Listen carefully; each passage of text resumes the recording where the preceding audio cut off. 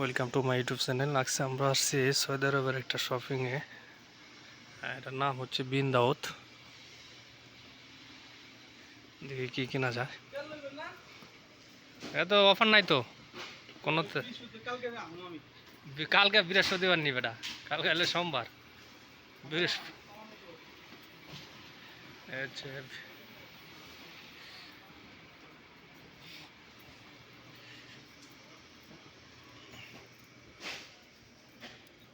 এমন কোনো জিনিস নাই যে পাওয়া যায় না। তেল দেখছিলাম, তেলটা অফার প্রাইস নাই আর কি।